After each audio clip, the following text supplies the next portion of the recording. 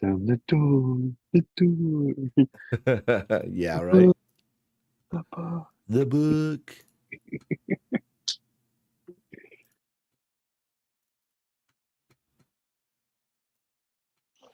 The book. The book.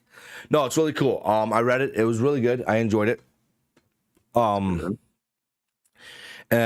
Can't wait to read the next one. I'm gonna be doing a video on it as well. My buddy asked me to do a video on it, so I'm gonna do a video on it. And then he's gonna like edit that video and post it. So that's gonna be pretty cool as well. Okay, that's going. That is going. Good. Everything is rocking and rolling. All right, guys. So last session, you guys ventured into a valley that was interesting to say the least. It showed you some of your trials that you had to endure at a young age, and just recently as well. And the woods seemed it seemed very weird that there was such a lush valley here where you guys were climbing through like cold, chilling mountains. And once you got out of the valley, looking back, you noticed that it was gone, as if like it was another test, another step in which you were to prove yourself worthy of this journey. And you guys decided to make camp at the base of this long, ominous cavern looming in front of you, which is this right here, is what you see. Think long stretch going all the way up. Two twin peaks reaching up to the skies on either side.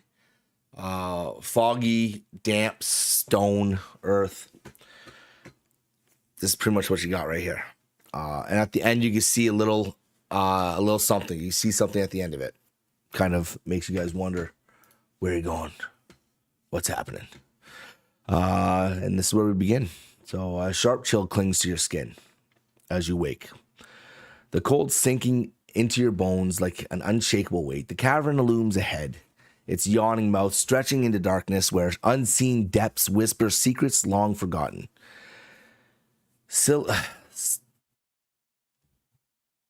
I don't even know what that says. I've died. Okay. I'm sorry, guys. The air is heavy, thick with the scent of damp stone and something older, something that tugs at your soul with the unseen hand. Unfortunately, Orlina, you aren't feeling the pull as strong as you once were. Hathor, you do still feel it. You still feel it pulling you in that direction. And Zamrak, you also are starting to feel whether or not this is where you should be going. This is the avenue in which you should be traveling.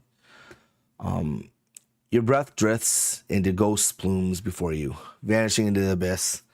A sense of unseen prickles at the back of your mind. The place is not just cold. It feels like it's watching. What are you guys doing?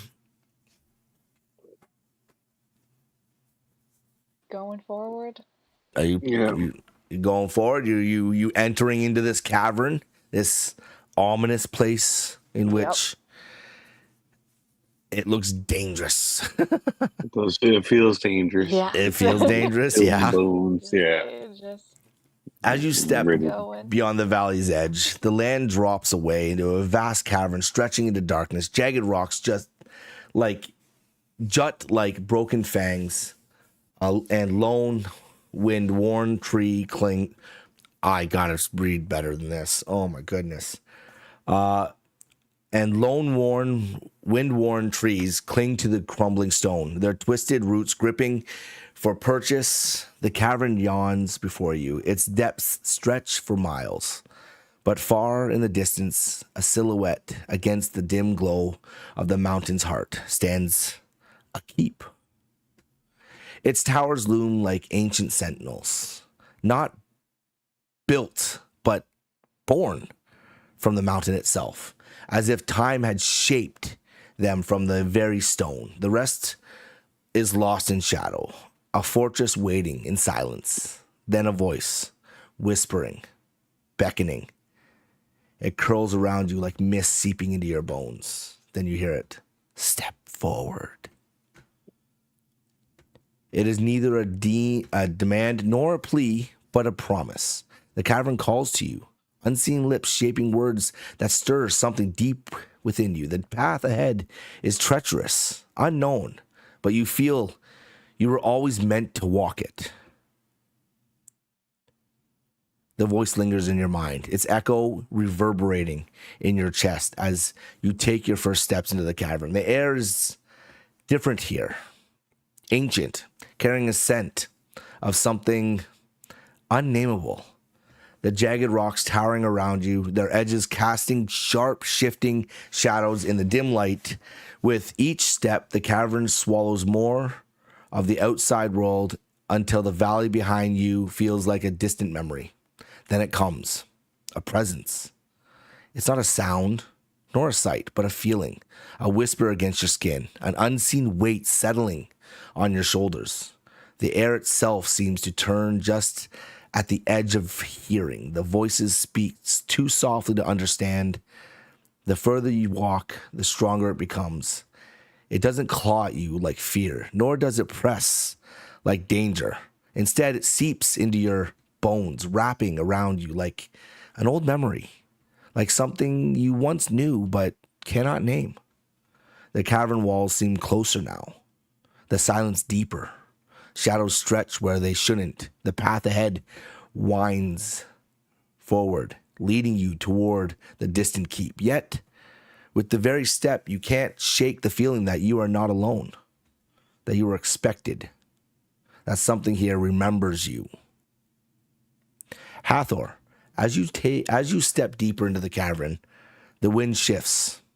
It no longer howls through the stone like a natural breeze. It carries something else, a whisper. At first, it's only fragments, scattered and broken, words that torn apart by time, but as if you move forward, they begin to take shape. A voice, strong, commanding, echoes through the cavern, yet it is not speaking to you. Take the west flank. It's a man's voice. You don't recognize it. Focus on the Legion of the North. They're breaking through the east cover. The words come from somewhere, everywhere, and nowhere at once, bouncing from rock to rock, shifting as if the cavern itself is speaking. The air crackles with something unseen. Then a figure emerges.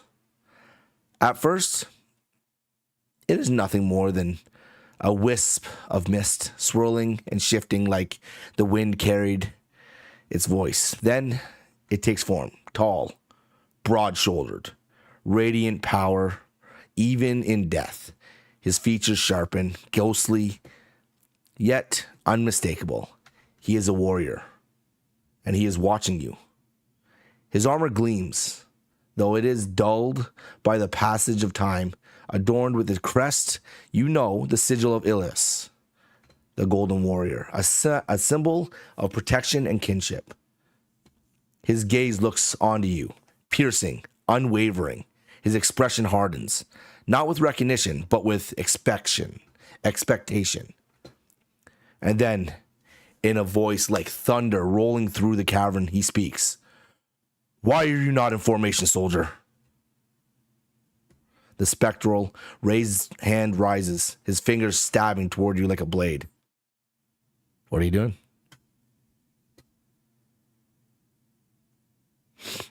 doing? Hathor? I'll ask him who he is. Who is he? I'm your commander. Listen, soldier. That's all he says back. I'm not a soldier. Then why are you wearing my legion's gear? Why are you wearing that armor? It was my father's armor.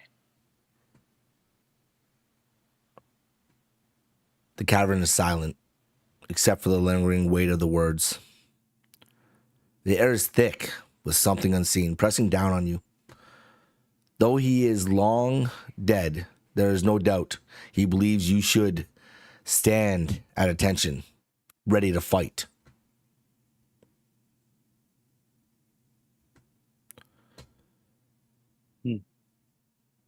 You, hold on, I lost my place. That is not cool. So good, you did a great job.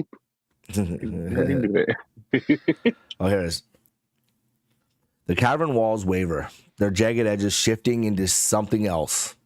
Shadows twist, forming shapes of armored soldiers, their spectral forms moving with purpose. The clamor of battle rises, clashing steel, shouted orders, and the dull roar of a distant war drum.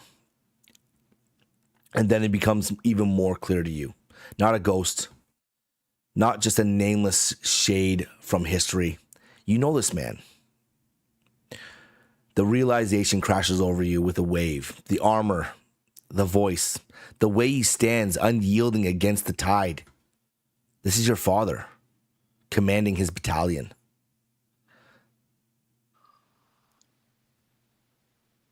He says again, soldier, get in line.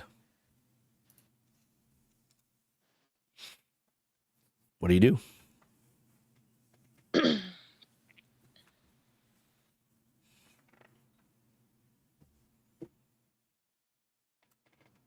You're talking to her right there, sir? He does not recognize, he doesn't respond to you at all, as if like you don't exist. Okay. Author, do you know this man? I think he's my father. What's he My doing father here? was a warrior. I don't know. He's dead. He died before I was born. No way. Could this be another test? I wonder if we should. I don't know. I wonder if we should. What you should do? What he's commanding. You know, try to get in line. I guess. I'll keep an eye out for anything. I could try. Okay. Be safe. Be safe there. I'll keep an So- eye out. Do you fall in line? I'll fall in line. All right. The scene opens up a little bit more. As you see, it's the Battle of Black Bay Lake. A battle that history remembers in blood and fire. A battle where warriors of Ilios made their final stand against an enemy too great to conquer. They fought against the Garian cloaks and Zarian Garian. Your father's spectral form moves as though he is still caught in that moment, still fighting a war long lost to time. He does not see you as you are now. He sees you only as a soldier, out of place, unprepared. The shadows of war around you, wrapping the cavern in echoes of the past. Then you hear it again. Hold the line! Watch out for the Legion breaking the East Bank. What do you do? Legion, can I see this entire battle? So essentially what you're seeing right now is ghostly forms of one man in front of you, directing, pointing out, directing in different angles of what you can see in the distance, what looks like a battle. It looks like you have two groups fighting on either side of him. Along out, you can see them, the swords clashing together. You can see, arrows flying overhead. You do notice the very familiar cloaks of a group of roll me a perception check, actually.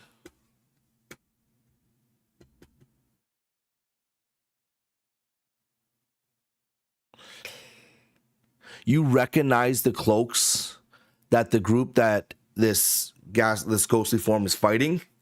You recognize them, that they're from a town, like a keep up north. You recognize because you've visited this place or seen these soldiers marching before. Do you just fall in line? Do you ask questions? What do you like? What are you doing? I think I'll ask someone, even though I know where we are. I think I'll ask them where we are just to like see if they know or like realize that this is a vision. Okay, so you're gonna ask them like where you are. Mm. Okay. The ghostly form looks down at you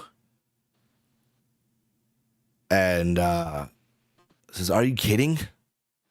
We're at Black Bay. How do you not know that, soldier?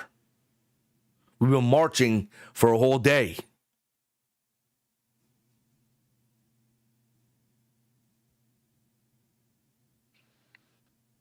Mm.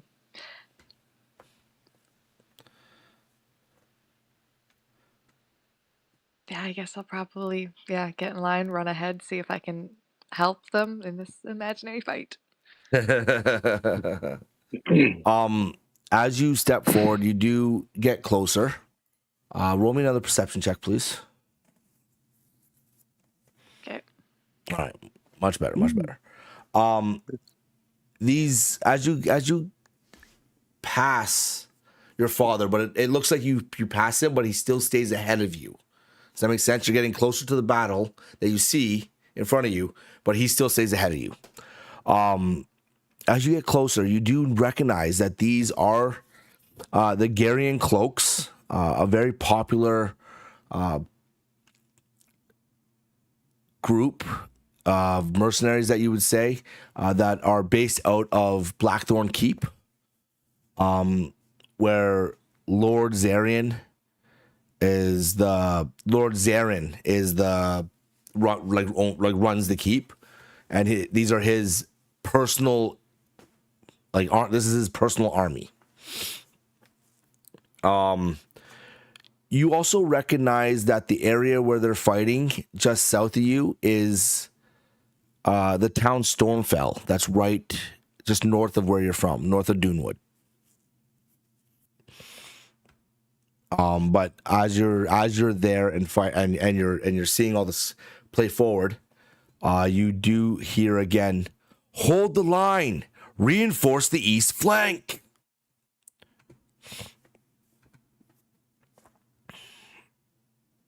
Am I hearing all this too? You're hearing everything. Okay. So yeah, you're hearing everything that's happening right now. I'll go to the east bank. And is it just all I see is what they're seeing too? Is Hawthorne seeing the ghostly vision as well? Oh yeah. Okay. You guys are basically seeing this all play out in front of you right now. This is all happening right in front of you. And yeah, he's commanding orders. What else would you like to do, Hathor? Is there like anything you wanna gain from this? Is there do you have questions? Like any questions you wanna learn about what's going on? Like anything more deep?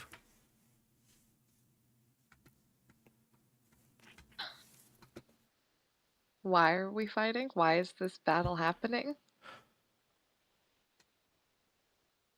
To stop the passionate lord of Blackthorn. He's looking to lay siege to Stormfell. We cannot allow this to happen.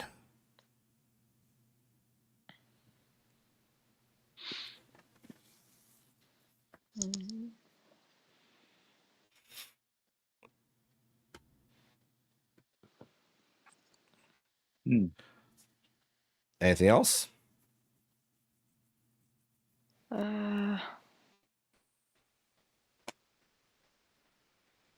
What does this person have done?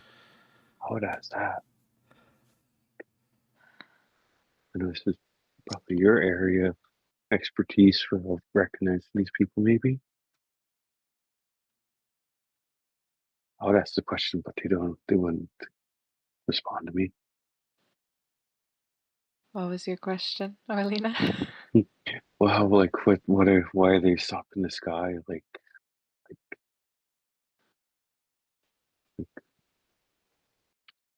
Well, whatever this guy's name's again. Sorry, I forgot. Zerian. Yeah. Zarian. Zerian. Why? Zerran. Then his last name is Garion. Yeah, I kind of like got a little fun with that one. Garrion. I wouldn't. Okay. Why is Gary or Zarin attacking Stormfell, and why are we stopping him? He's looking to take over the man looks down at you. He's got a questionable look on his face. He doesn't fully understand why you're asking these questions, as he has gone through a whole speech before he even left out why you guys were heading up past Stormfell, why you were heading to the Black Bay to stop him. And he looks at you and goes, the ports. We can't let Zarian control the ports of Black Bay. If he controls the ports, then he takes away the trade that Stormfell uses to produce their goods. He's looking to control all of it, looking to rage his iron fist over all of Umberfell if he could. So yes, we're here to stop Zarin from pushing any further than Blackthorn. We've managed to keep him contained to Blackthorn for a while now, but he needs to be stopped. And that's when you see this man turn his face without hesitation, sharp, his eyes cutting like a blade, towards a group of soldiers that are just off to your right. And he shouts again, "Hold the line!" Soldiers around him, nothing more than flickering shadows, move in formation. Their weapons rise, their forms waver, half there, half forgotten. And then he shouts it again, "Reinforce the east flank!" And that's when you see it. He raises his sword, that golden sword, the same one that's strapped to your side, as he's pointing it out. And the echoes of the war through the cavern, the sounds of clashing steel cry, men locked in battle, but with each command, the words crack, splinter, like glass. His voice distorts, unraveling into fragments. Hold! He flickers a little bit. His essence seemed to be shifting. What are you gonna do? You got anything else? Got any more questions? I'll ask him why he's here, or why are you here and not with your family?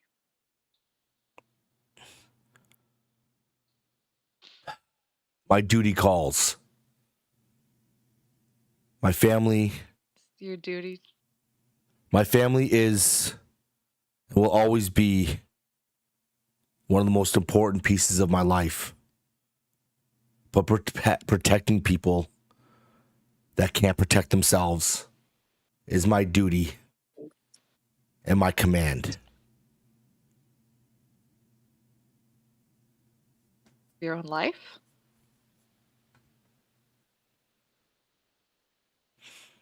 Yes, my life. He flickers a little bit more. And then you hear from the east bank, "They're breaking through!" And he turns. "Soldier, you must go. Tell them back in Stormfell to prepare. We have one last push, but we may be overrun."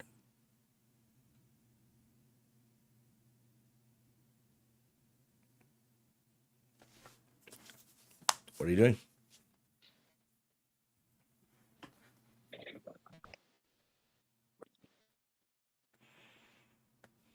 Do I know, like, is it known in history how the battle ends, or is it unknown?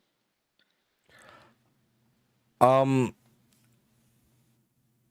you know that this was a very brutal and bloody battle. Give me a history check. Okay. All right. From what you were told at a young age, and from what you've read in some of the, like some tomes and scrolls written about history, you know that this battle was very bloody. It was there was a lot of loss on both sides. And you do understand that. How am I going to say this? You don't know whether or not this is the battle that your father fell in.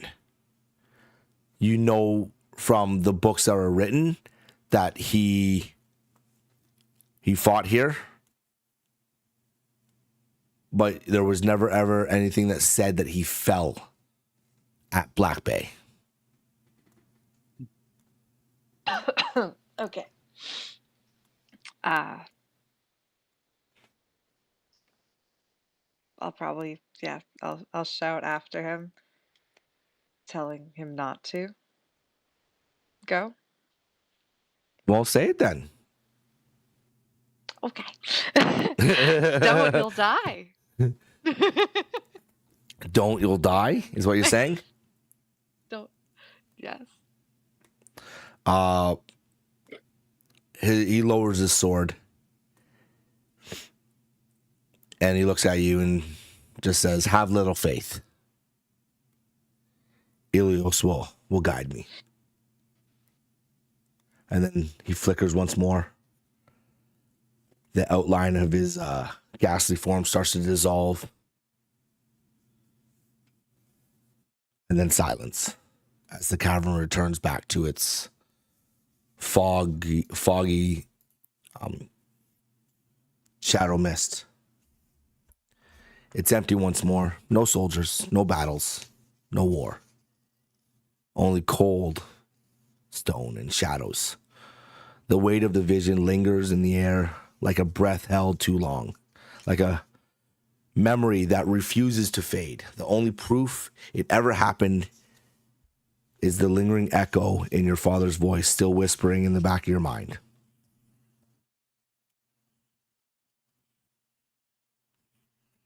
Mr. B. That was your dad? That was my father. Oh, what he was saying to you. Oh, I felt it in my heart. He seemed like a strong warrior. That one. Yeah, your dad. He was. He was revered by everyone. That's good. If I had an ale in my hand, I would have cheers to your dad. Next time we get to a tavern, we Thanks. will. Oh, you're welcome.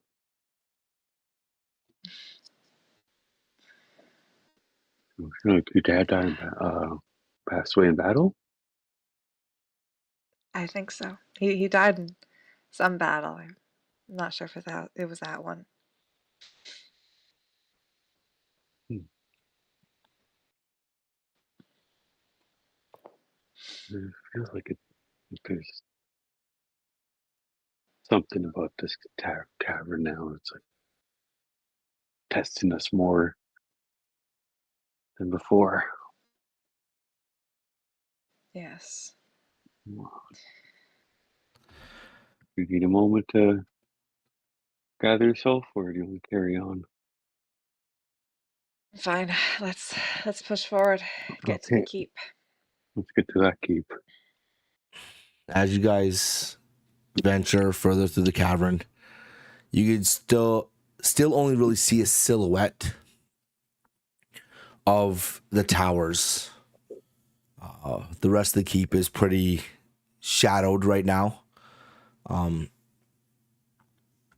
as you slowly carry forward, whispers start to gather again, carried along the unseen currents of the air, soft yet firm, their meaning just out of reach. And you hear it. Quiet.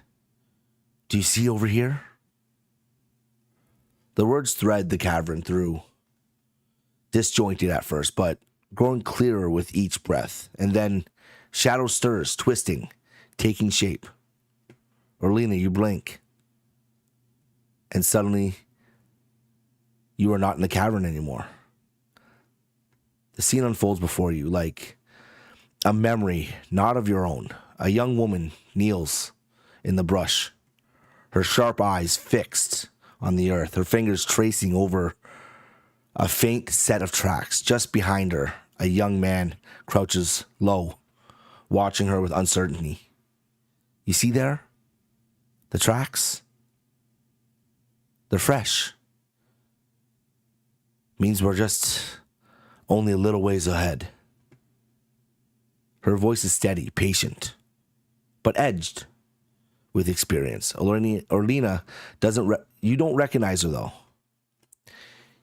Yet something about her feels familiar. The way she moves, the way she speaks, the way like she knows. Then movement. The young woman's body tenses, as if seeing something before it even happens. She rolls on her heel, just as a sylph wolf erupts from the shadows, its pale, wispy form twisting midair, lunging for the young man. He stumbles back, eyes wide. A bowstring snaps. Orlina, you barely have time to flinch before an arrow whistles past your ear, close enough to almost strike it. It finds its mark, bearing deep in the wolf's chest. The creature collapses into a silent, weightless heap before fading like into mist, like the morning sun. The young woman lowers his bow, turns to the man, still sprawling on the ground. Without hesitation, she reaches a hand out. Young man hesitates, then takes it. Sorry, he mutters, shame flickering across his face. She pulls him up with ease, a smirk playing at her lips. Never apologize. Just remember, something's always watching.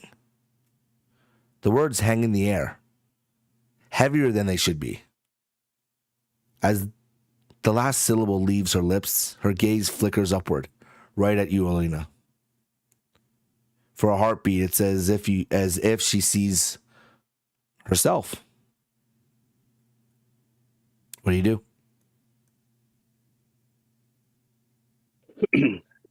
Yeah, after hearing her, something's always watching. I'll know, like rub my hand, fingers through my scar, and look at the gentleman. And just let her know she does have a fair point. Always be aware of your surroundings. And look back at the lady. It's like there's something about you right now that like the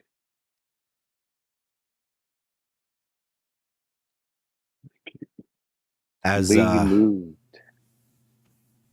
as the man stands up, he brushes off his pants, looks over at you,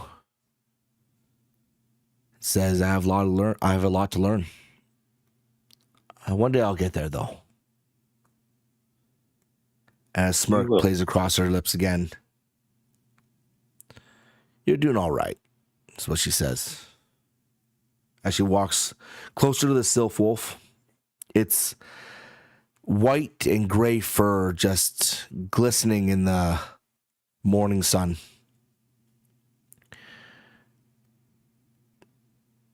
She bends down and whispers a prayer Not quite audible, but you understand what is happening right now.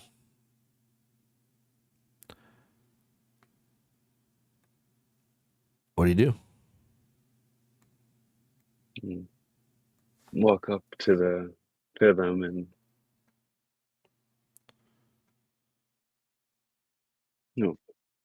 say their prayer with them.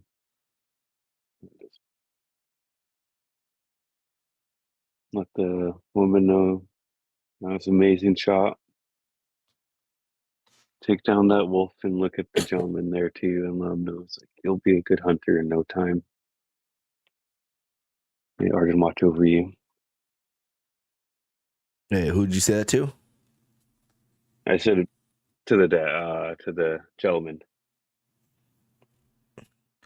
He looks at you and goes, well, with Norma here training me, hopefully I could be half as good as her. You know, she's known throughout the land. She's one of the best hunters and trackers there are. And I only wish that I could prove that I could be half the provider that she is. As he sheaths one of his daggers, pulls out his bow, plays with the string a little bit. Norma stands up, looks back, simply goes, well, with some of my training, maybe you will. She smirks. A little chuckle leaves her lips as she steps forward and continues on tracking the animal that they were there to begin with. They were there for to begin with. What else? You doing anything else? No. Can I ask? I'll ask Rolina. Do you know them? Yes. The gentleman, he's my father. And the lady, she is my mother. She passed away when she gave birth to me. And through word of mouth, and then I've always heard that my mother was a great hunter. And it's a real moment to just see this vision of it. Hathor, roll me a what would it be? Would it be a kind of check? Would it be? Roll me, I guess, a perception check or a roll me a history check. It would be a history check. Okay. Oh, you just passed. Okay. Growing up, over the few conversations that you've had with your mother about your father, the type of man he was, and the friends that they both had, you've heard of Norma. You know her as Norma Artemis. She was a friend of your father's.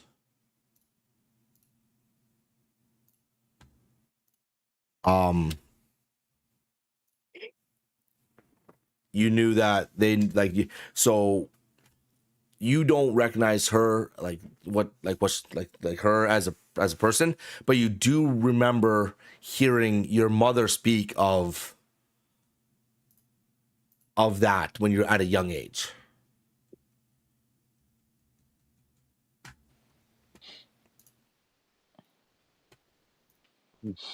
My mother told me stories about Norma Artemis. She was a friend of my father's. Is that so?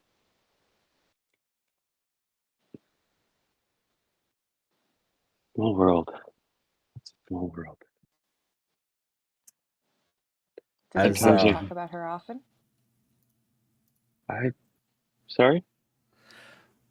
as you Or guys does are your father talking, talk about her?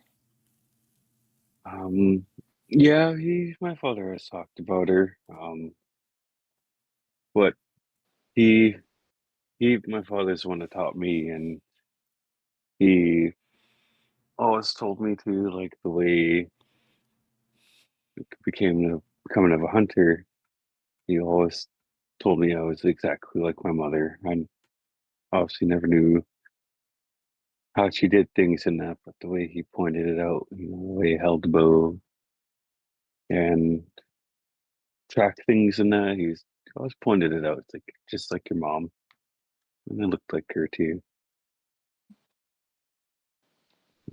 Nice to know my mom's well known. Mm. as you guys are having this conversation, you hear from the background, you hear from behind you, Norma speak, and she looks at you, Orlina, with a soft gaze, a smirk, playful smile. And she looks at you and goes, "Well, are you coming?" And as she says that, she slowly starts to fade into the distance, and the cavern comes back into view as you are now gripped with this cold chill that feels like it's just unbearable. The silence pressing in on you. Your footsteps echo against the stone, each step swallowed by the vast emptiness around you. The cavern stretches forward, yet the end seems nearer now. The towering keep rises from the distance, the darkness, like a slumbering giant. Its jagged spires cut into the void, growing larger with every hesitant stride. And that's when you see it. Those icy blue eyes once more. You hear it playfully on the breeze. 2 down, 1 to go. The eyes slowly dissipate as if they drift past you and down towards the valley.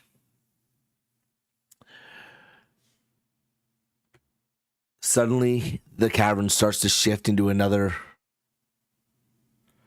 cold, chilling vision. Soft voices can be heard as the coldness from the valley of the cavern starts to warm up. A gentle hum of a lullaby, the rise and fall of broken sounds that mean nothing yet feel familiar. Zamrak, the world is blurred, shifting shapes of golden light and shadow. The flicker of candle flames dancing across the polished silver. The clank of metal against porcelain rings out, rhythmic, comforting. A man, a woman sit before you, their voices wavering, together in tones of warmth and laughter. They are everything. So I'm going to run through Zamrax right now. Pretty much just going to run right through it. All right? Yeah. And then I'll have to just tell him about it afterwards. And then something shatters. A loud crack. You guys can ask questions too while this is happening if you would like. Like, you don't have to just be silent. You guys can be like, "Oh, what's that?" And I can give you. We'll play it out, okay? Mhm. A loud crack, sharp as a whip. A gasp. The warmth vanishes, swallowed by a wave of cold. The air splits apart with a trembling noise. The deep, splintering groan of wood giving way, followed by heavy boots pounding against the marble. Shadows spill into the room, faceless figures moving too fast, their edges jagged and wrong. The woman gasps, the man stands, the chair scrapes back against the harsh screech. The candlelight flickers wildly as the air thrums with fear. Get behind me, the man's voice is strong, commanding. But there's something else there, something unspoken, an edge of uncertainty. The woman clutches you against her chest, the heart hammering against your tiny body, her arms tighten. Please, she breathes, her voice trembling. Take whatever you want, just leave us be. Laughter, cruel, amused. Steel hisses from the sheath. A figure lunges. The man moves. There is a clang of metal, the scrape of steel against steel, a flurry of motion, the clash of wills, the scent of sweet fear. He fights. His blade flashes in the dying light, but he is outnumbered. A grunt, a sharp, wet sound. He staggers. The candlelight catches on crimson spilled from his side. He falls. No! Go ahead. What was that man that fell? Like, what did he look like? He looked like a nobleman, like a lord, dressed in fine silks, hair well kept, clean shaven, very much upper class. Okay. And so it's like kind of like theft in a way, eh? What's happening? Roll me a perception. Okay.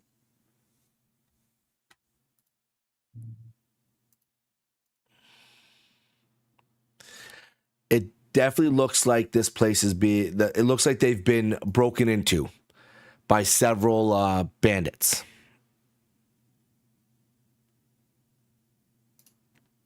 And the bandits are the faceless people, right? Yes. Like you described? Okay. Yeah. All you hear is, no! The woman screams, pressing back against the wall, shielding you and her body. Sorry, shielding you with her body. Her breath is ragged, her sobs shaking against you. She feels a whisper. She is whispering something over and over, the words breaking apart. My baby, my baby, my baby. A hand reaches her back, a cruel grip.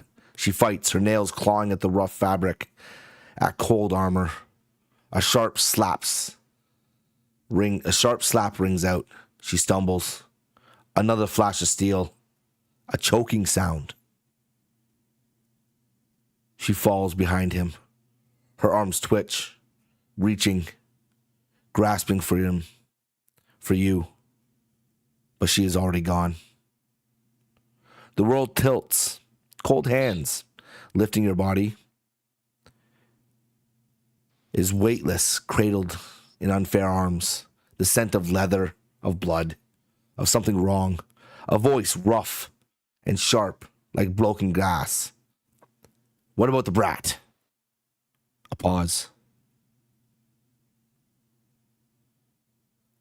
Then another voice real quick. Smoother, colder. Bring it. Might be useful. Something shifts. Shadows loom. You are carried away. The world moves. The voices trailing behind, echoing, splintering, fading into the cold. The golden light is gone, swallowed by the dark. Slowly the vision fades into the cavern once more. The voices, the screams, the flickering candlelight, all swallowed by the void. The past vanishes, leaving only the present.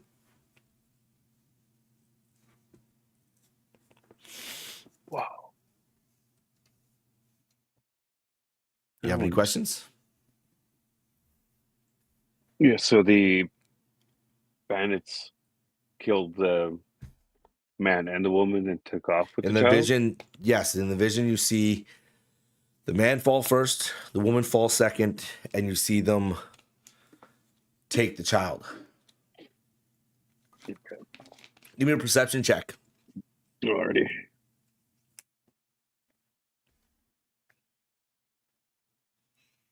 Come on. Oh my Both goodness, I doing thought you only perception rolled bad checks like or this in just- real life, bro. Oh Are my we both goodness. doing All right. perception checks? So Orlina, you were so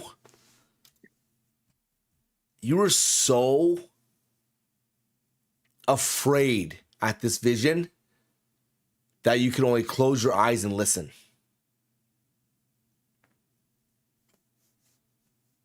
Yeah, that sounds great. That's really like you didn't perceive anything at all. Hathor, if you'd like to make a roll too, you can go ahead. Okay. Oh, yeah, that's much better. Hey. As you guys are watching this all unfold, the chaos ensuing, the death, the mayhem, the murder. Hold on. Hathor and Orlina, have you guys ever been to Blackthorn? In your life, have you ever traveled to Blackthorn? So. I don't think so. All right. Hold on. I stayed pretty close to my village. All right. And Yeah. to be honest, I think you have as well. All right. Yeah. With your perception, you notice the man that reached down and picked up the baby had a small cut like through his cheek, his left cheek, and down into his jaw. All right? Left cheek down into his jaw. And that he was quite young. Probably early 20s.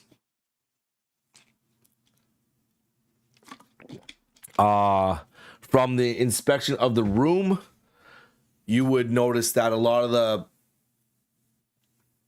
the decor and the overall aesthetics of the room would tell you that this is a memory, like this is something that happened a long time ago. Yeah. But other than that, though, you really don't glean much more. And you don't really notice any features on the other one that says that commands him to bring it. Might be useful.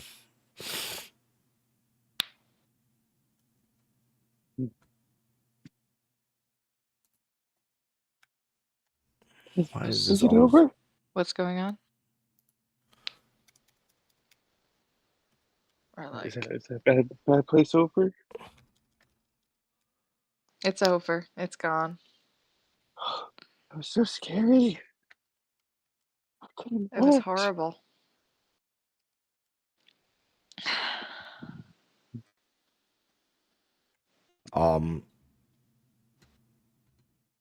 Okay. So that was essentially I'll have to go over that with Zamrak later to make sure he understands what just happened kind of there. As the cold rushes back, first seeping into your bones and a biting reminder of where you stand. The looming cavern stretches before you. It vanishes, its vastness suffocating in silence. Wisps of fog swirl lazily, slithering along the damp stone, drifting from side to side like ghostly tendrils, searching for something unseen. Through the shifting mist, glimpses of the keep start to emerge. dark walls, the towering spires, a large gate.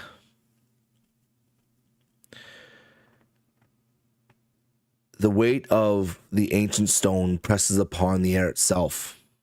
You are close now. So close. Then the fog thickens. It clings to your skin, wrapping around your limbs like unseen hands. And for a moment, all is obscured. Your path forward, step by step, your pulse pounding in your ears. The cavern stretches on endlessly until it doesn't. That same pulse that brought you here, that same pull that yearned you forward, is getting stronger. Boom, boom. Boom, boom. And without warning, as you guys step forward, you break through. The mist parts suddenly, a gust revealing the truth of what lies ahead. The cavern is no longer stretches forward. It is the continuous path. It splits. A massive chasm yawns before you, cutting through the stone from one end to the other. Its sheer drop vanishes into darkness. No bottom in sight. You step closer, peering into the abyss, but the void gives nothing. On the other side, this keep stands just out of reach. Its walls loom high, ancient and unyielding. The sigil carved into the stone glow faintly, pulsing with the same energy that has been calling you since the beginning. You can feel it now, stronger, undeniable. The pull is almost overwhelming. But there is no bridge, no clear way forward. Only the vast emptiness between you and your fate.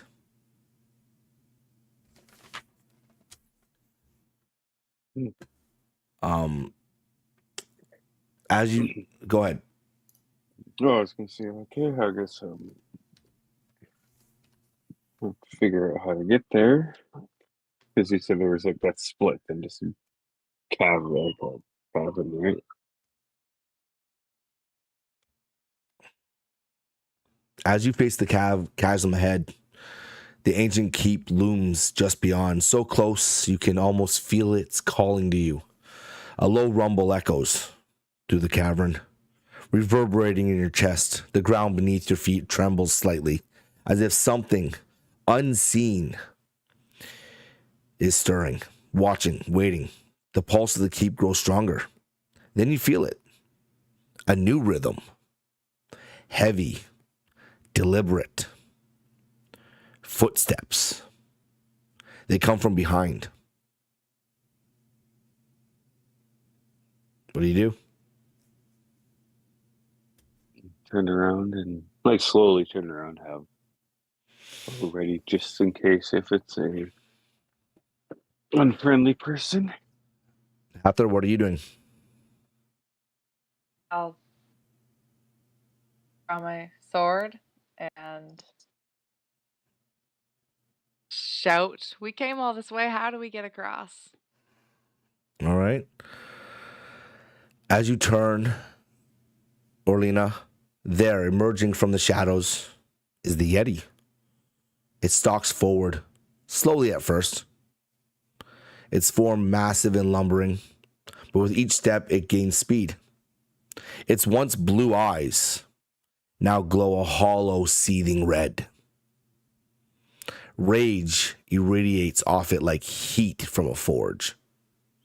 And with every stride, it presses towards you, no longer stalking, charging. What are you doing? I'll shoot my bow. You're going to shoot at it? No, I'm gonna play it safe and ask him, why are you like this? Yeah, he's gonna yell, "Stop!" It does not care. It is charging still. How far across is the chasm? It's about 15 feet across, maybe about 20, give or take. Okay. I wonder if we could do it, or You guys can always investigate. You can always have a look see. Investigate, see if there's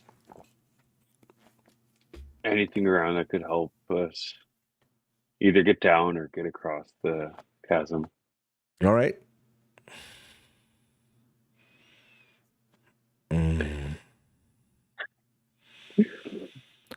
Change the color of your dice, bro. Yeah. Yeah. I got a smudge here. I got a smudge. Hathor, what are you doing? Are you Do I still have my rope? Oh yeah, you still have your rope. Yeah. Can I throw my rope across? You want to try to throw your rope across? Yeah, it's 15 feet, right? Yep. Yeah, you got 50 feet of rope. You'd be able to get your rope can make it across. Yes. 50, yeah. Right. Okay. That's not the issue. You can certainly try. Give me an investigation check first to see if you can find anything that you can maybe attach to this. Okay. Oh my god. Ah, come on. Oh my god.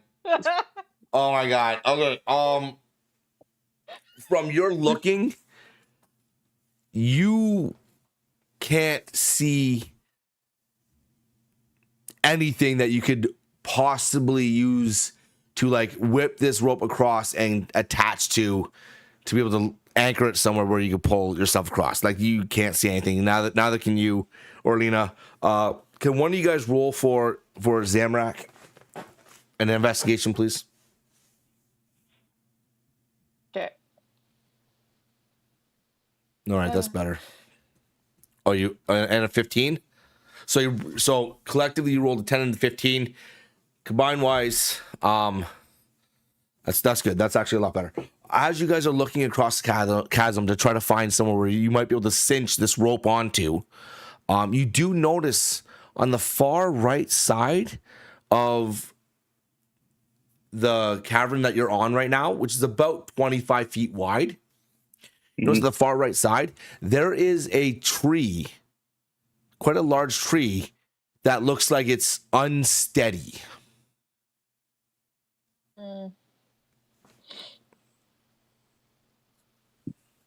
I think that's the only option to get out of this situation.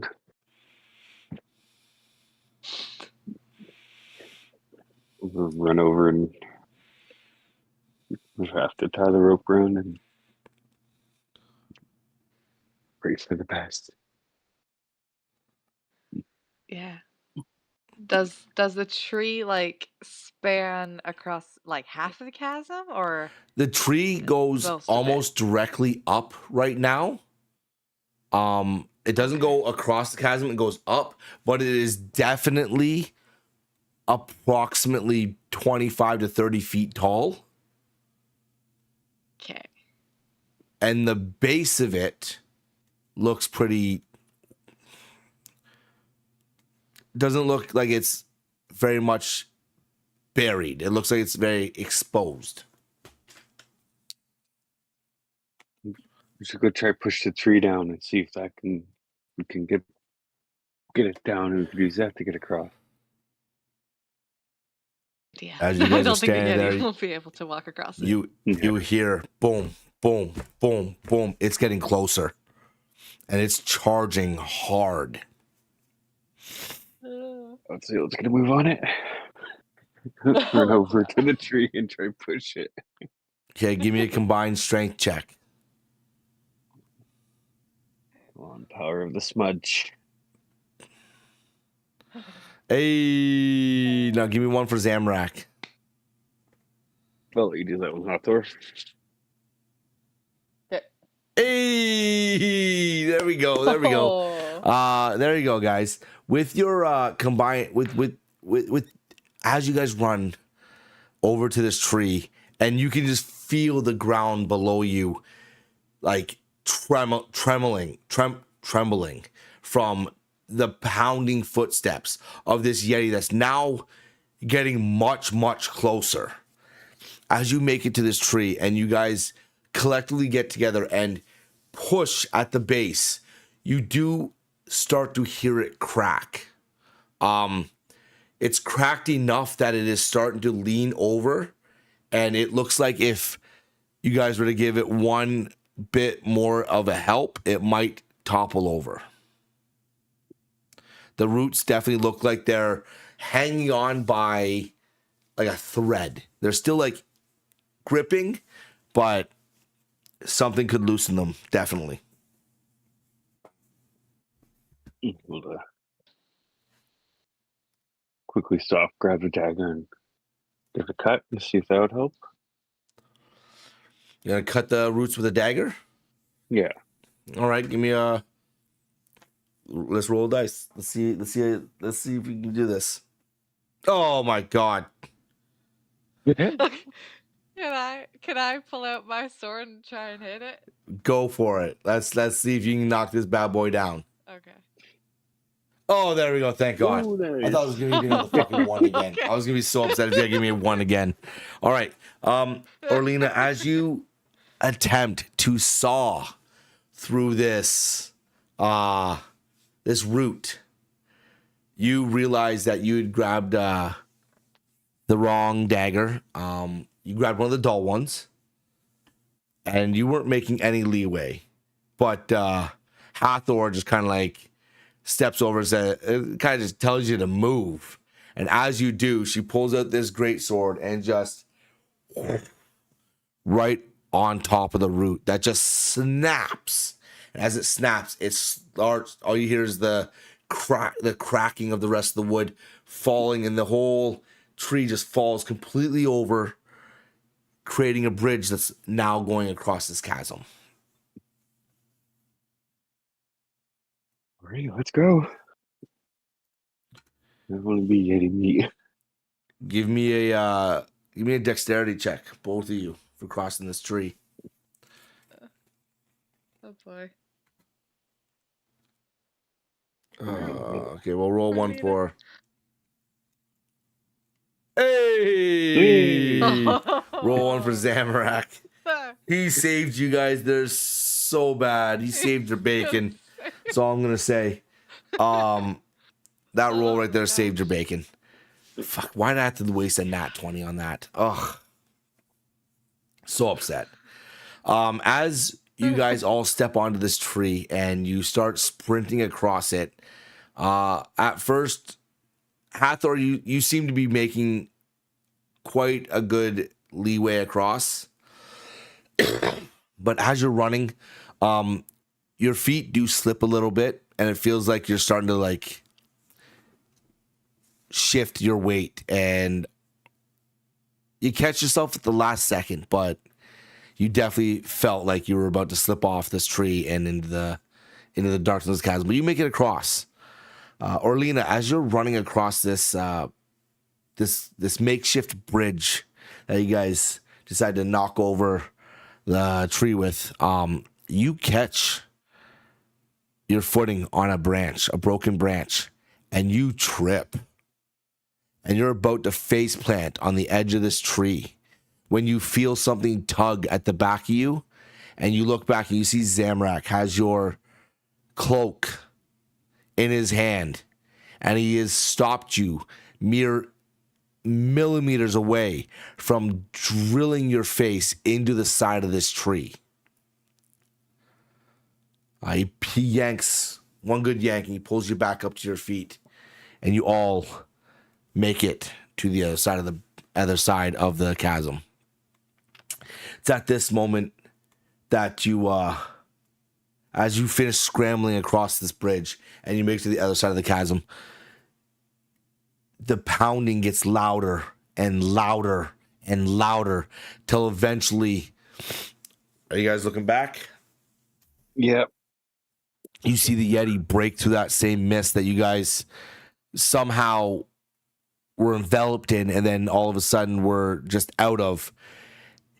His eyes are that crimson bright red as he leaps. One false footprint leaps into the air And you would never believe that a beast this massive could jump this high. And with a thunderous roar, he lands right in front of you guys, between you and the keep. He just stands there for a moment, his chest, his shoulders rising with each breath. Deep breath in, and he exhales a growl.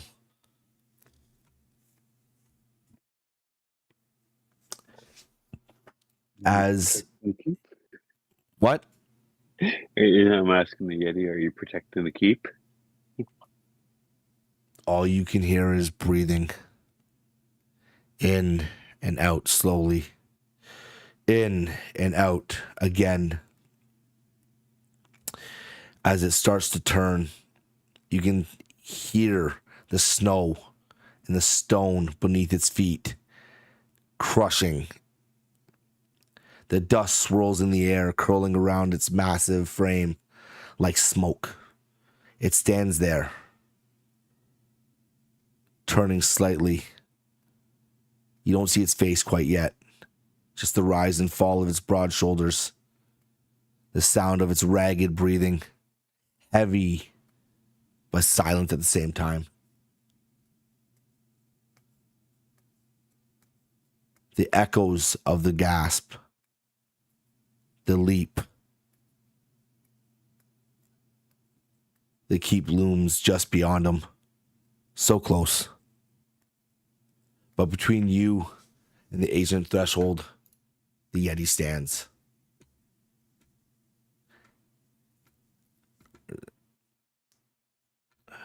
Slowly, he begins to turn.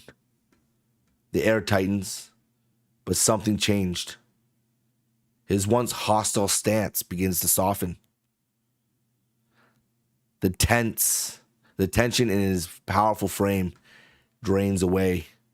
When his face finally comes into view, the red, hollow eyes are gone, replaced with the original icy blue, calm, deep as glacial waters. A small smirk curls at the edge of his lips. You made it, he rumbles, his voice grinding like stone softened by warmth. I had my doubts, but you have passed your trials. He rises to his full, towering height, regal in his own way. The snow sifts underfoot, loose stones kicked to the side. Welcome to Durnrath. His mouth barely moves, yet the words drift clearly through the air, carried on the breeze that seems to answer to him. It's not just a sound, it's a meaning felt in your chest and your mind. Then your eyes are drawn past him. Two immense wooden doors loom ahead, each bound in blackened iron, flanked by the weathered stone walls that rise at least 25 feet in height. The doors themselves tower nearly 20. Carved deep into the wood is the sigil, the twin dragons, coiled in perfect balance, wings outstretched, their gaze locked in eternal motion. But your eyes are drawn downward, near the base of the doors, where the snow clings stubbornly to the old carvings. What do you do?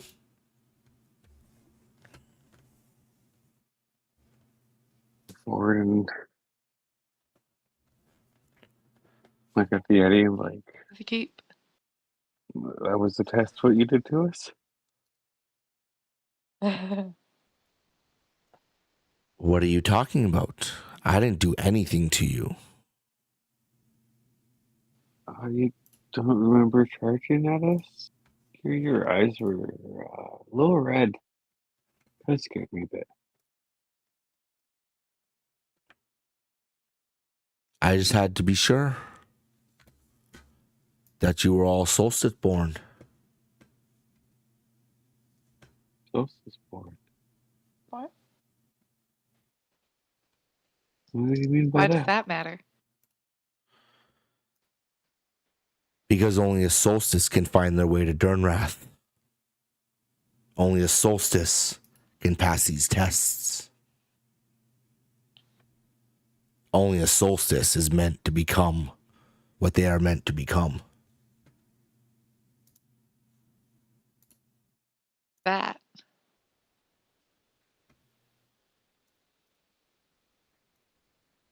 Okay. Just- You got me there. Okay. You do All what right you then. do. So what do you do? Well, what are you doing now? Well, let's go in and So this. see what's been dragging us here. Or Uh-huh. driving us to come here. Doors. There you go. As you approach the doors, the winds pick up again. Like swirling vacuums, they blow all the snow from this ledge. And as you were staring at these doors in front of you, you notice the twin dragons and below them, 4 figures carved in silhouette, small compared to the beasts above, but unmistakably human.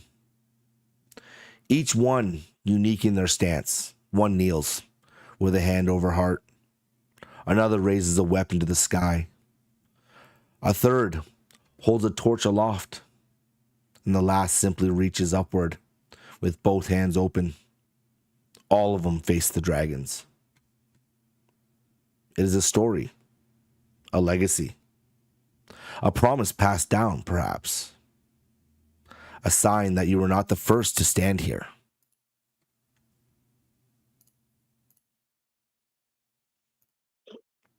Let's get through those figures. What? I was just curious about the figures, like going up and looking at them, investigate them a bit, see what they're, if there's any markings of who they were in that. It's just 4 sigils carved into the door. Okay. Any other questions? You want to ask anything else? So how did it go again? One was kneeling. Okay, so one kneels with the hand over heart. Another raises a weapon to the sky. The third holds a torch aloft. And the last simply reaches upward with both hands open. And they all face the dragons.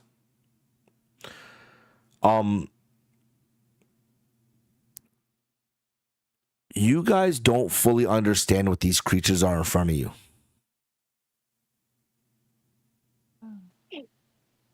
You've seen and heard of large creatures in Umberfell. You know of some of the legendary beasts that roam the mountains, the Black Spine Mountains, the Scorched Mountains. Some of the animals that roam. You know of the where is it? Where is it? You know of the desert worms that roam through Morthar, right? You know of. You've heard stories of legendary creatures like the black base serpent. You know, the Titan horn lizard. But none of these stories that you've heard resemble what is in front of you right now. What these beasts look like. You don't know what a dragon is.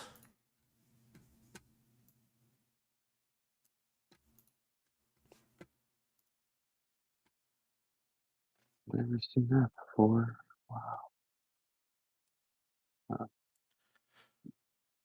Lizard. Go ahead. Ask away. Like Ask all the questions. the handle.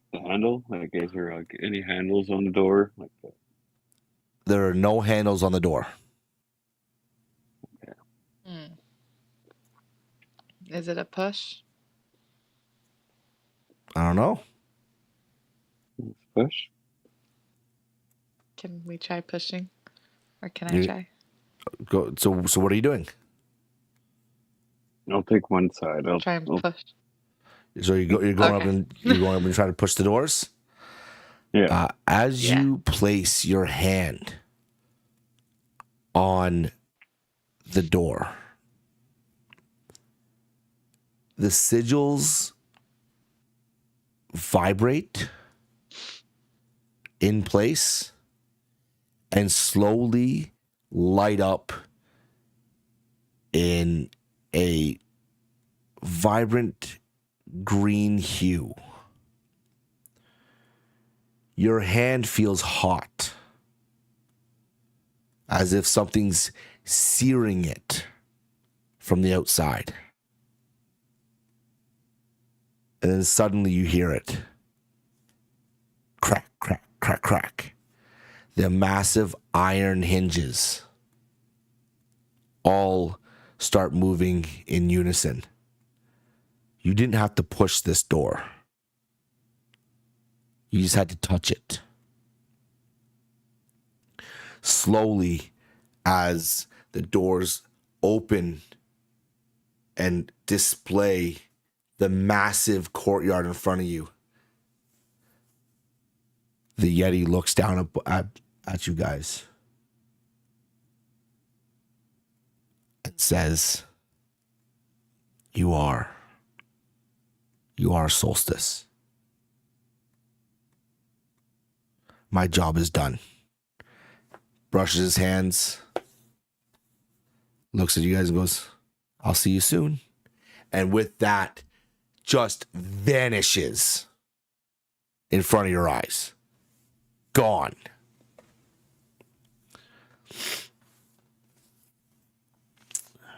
That's a cool trick. Wonder if you could teach us how to do that. Be handy. It would be. Should we make our way in? As the doors are opening, the stonework along the ridges of the walls start to crack and glow. That same vibrant green. You start seeing runes light up at the top of the wall, going all the way along to the mountain's edge on both sides. Each creaking movement sending tremors through the ground beneath your feet. The sound is deafening, but it's just noise. Then, a proclamation. The gates have not opened in ages. The scent of dust, stone, and time itself pours from the widening gap, carrying with it a strange warmth, as if the keep had been holding its breath, waiting, just waiting for this moment, waiting for you.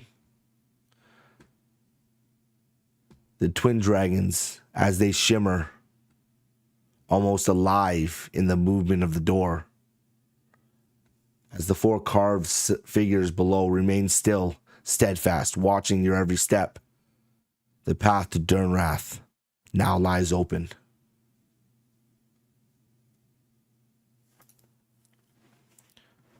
What are you doing? Let's make our way in. Alright. I'm feeling someone's here.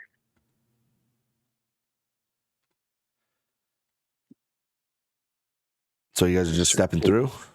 Yes, sir. Taking the steps in. As you step through the towering gates, the world beyond them unfolds before you.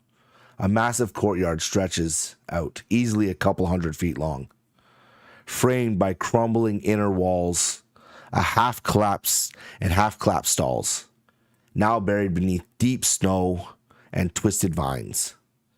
The bitter wind cuts through the silence, carrying with it the scent of old stone and frozen earth. At the far end looms, in shadow of the keep itself, stands another set of immense black iron doors. Tall, sealed tight, untouched by time, but weathered by it all the same. Their surfaces are scarred and streaked, yet still imposing. Like guardians holding back the secrets of a forgotten age.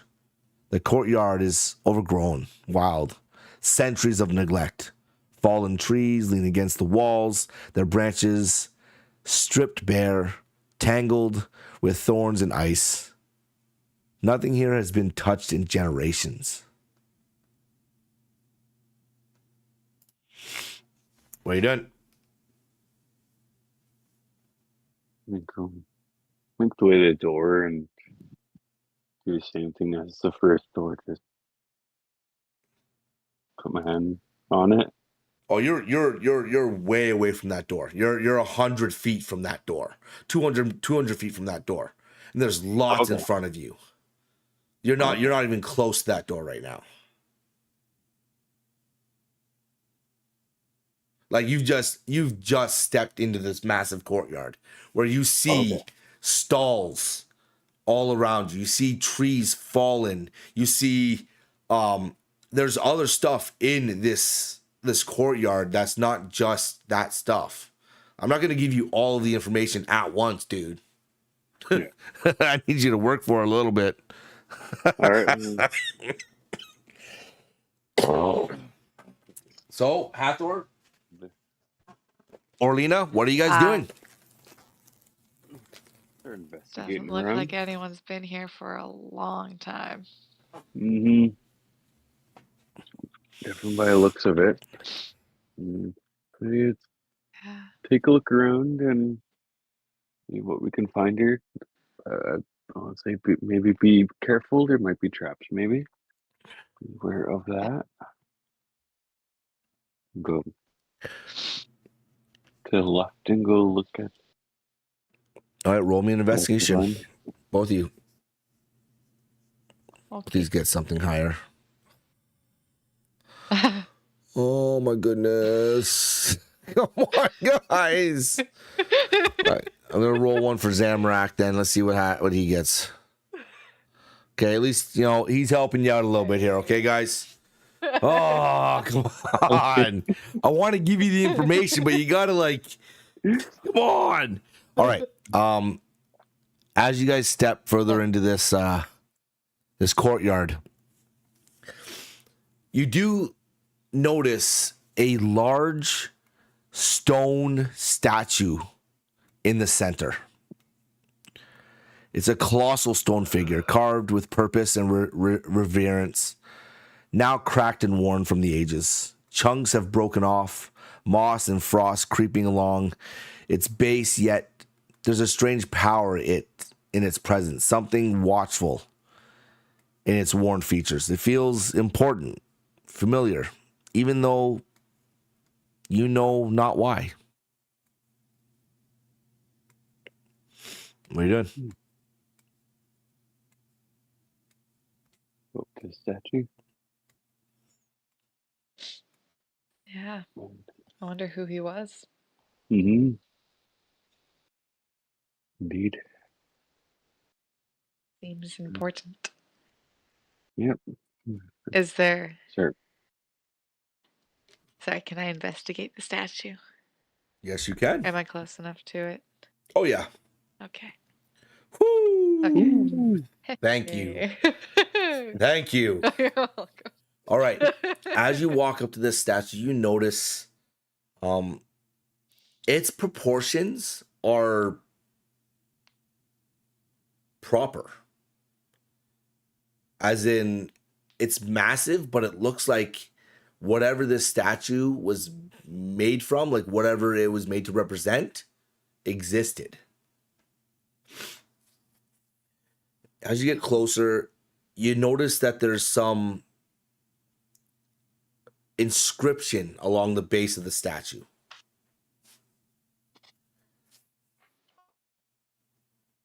What do?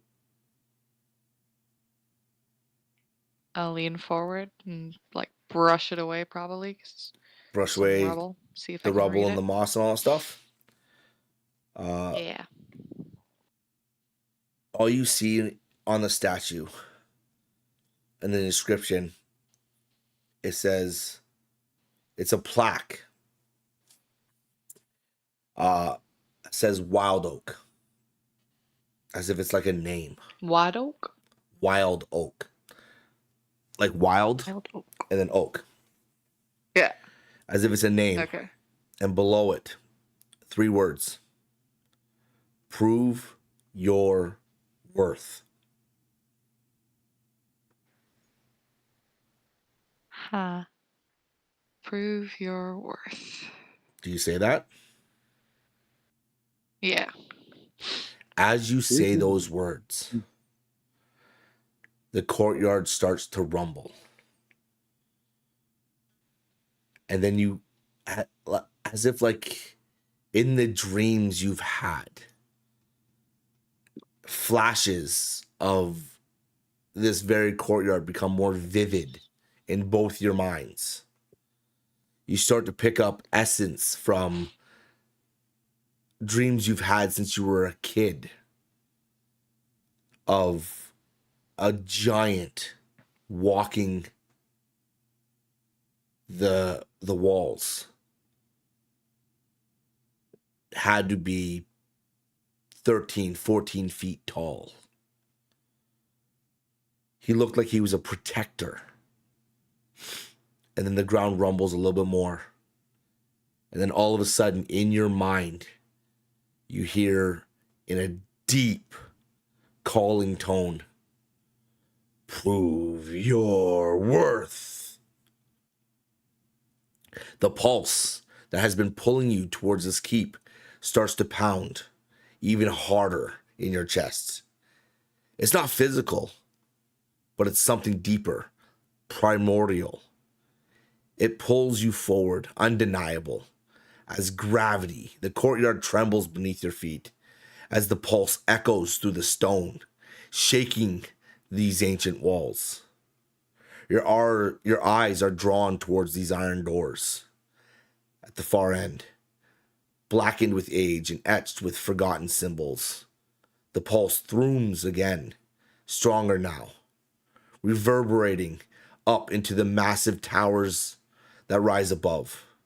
Monoliths of stone and shadow that seem less built than born. As if the peaks had simply descended to become the fortress. The silence after is deafening. What do? That's trippy. I wonder what it meant by prove your worth.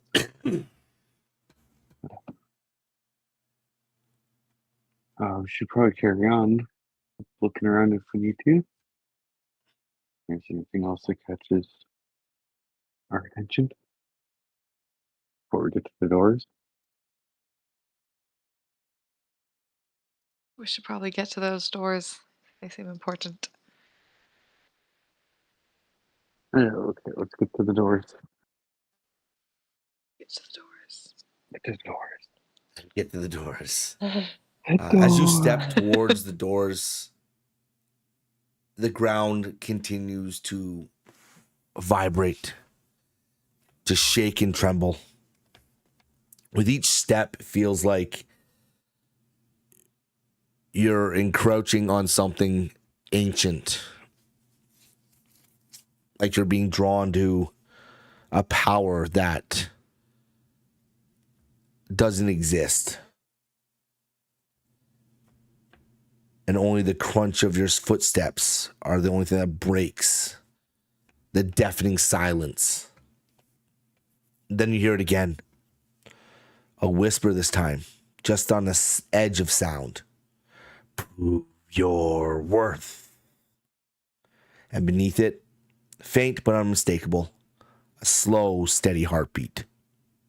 Not your own, but it begins to match your rhythm, as if something on the other side is listening, waiting. You've now reached the doors. What do you do?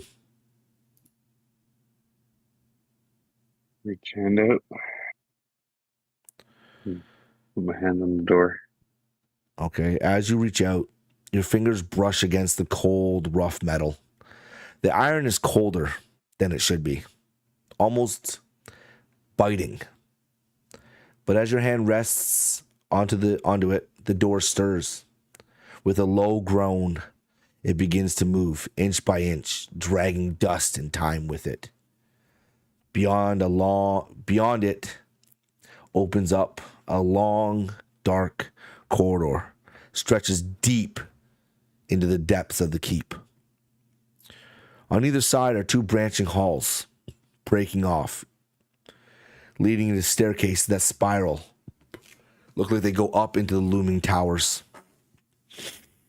At the far end of the corridor, you can see a flickering light, pulsing dimly, casting erratic shadows along the stone.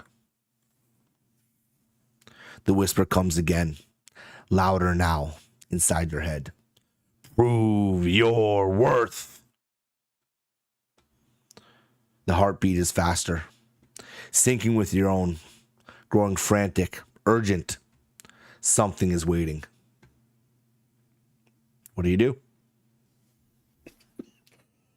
Down the hallway. How can I prove my worth? So you're going to enter into the hallway? Yeah. Yeah. Fall right behind. Okay. As you begin to walk I'll down pull the my sword long, dark corridor, the only light ahead coming from the chaotic flickers at its far end. Glimpses of the past cover the walls, shadowy impressions of people long gone. None of them are familiar. On the left wall, a massive mural stretches nearly from the floor to the ceiling. It depicts the keep, the same ancient one from your dreams. 4 dragons soar high above it, each a different hue.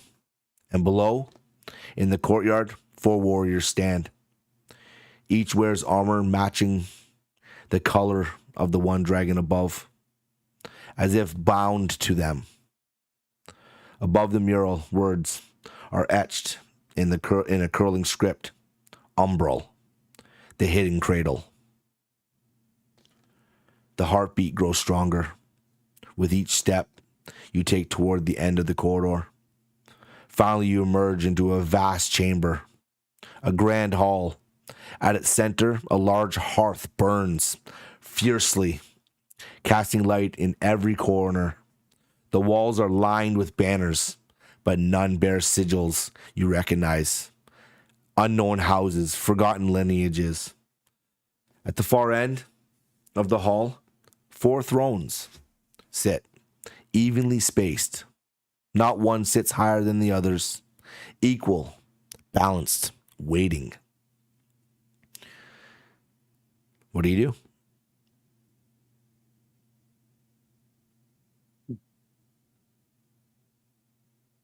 I'll go up to one of the thrones and investigate it. And It just looks like a normal throne. There's nothing special about them. They're 4, and they're spaced evenly apart, as if it was like a council. As you step fully into the hall, go ahead. So is the mural with the 4 dragons and the 4 humans, is that outside or inside the hall? That's inside. That's down the corridor as you're walking. You can see glimpses of that mural popping up as you're walking along the corridor. It's basically the whole length of the corridor. Okay. Yeah. As you step fully into the hall. Investigate. Okay, go ahead. What do you want to do? I'm sorry, am I able to investigate the mural? Yeah, sure. Go ahead. Take a closer look. Yeah. Okay. A 12? All right. As you're looking over this mural, you notice that there's no defining characteristics to the people down below. You do notice in the background what look to depict the mountain ranges of Umberfell. You do notice that there are no great cities in this mural. And that the look and the texture of this stonework of this picture looks older than possibly Umberfell itself.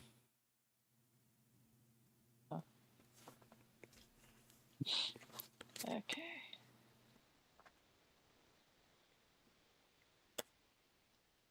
I knew that you said there was 4 sigils.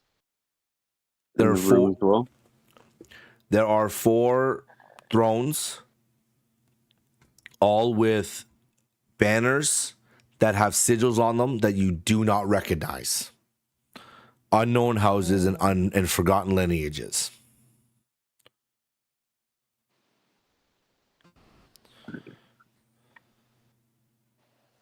I'm curious about those sigils, though, just to see, like, just to look at them. And Are you stepping into are you fully in the hall now? yeah, As you step fully into the hall, the heartbeat now a thunder in your chest as you take it all in. Your eyes are drawn to the wall beyond the thrones, directly opposite the entrance. A massive stone door rests there, unmoving, and then the voice, no longer a whisper, no longer distant. Prove your worth. It pierces the silence like a blade, deafening and undeniable. The stone door remains still, waiting. And that's where we'll end it tonight. no. All right, guys.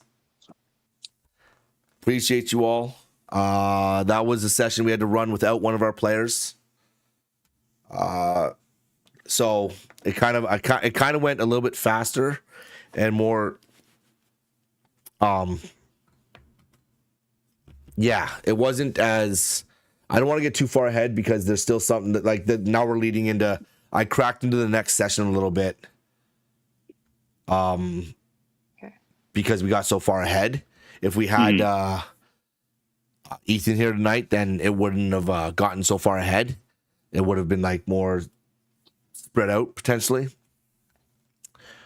But we are almost through the prologue. We are running a prologue right now, technically right now. So that's why there's more definition and explanation than anything else happening right now. We are running a prologue, and once we get through the prologue, we will then be into full-on D&D sessions. So, anyways, I appreciate everyone coming out and hanging out. Be absolutely amazing. Be absolutely awesome. And we'll talk to you next time.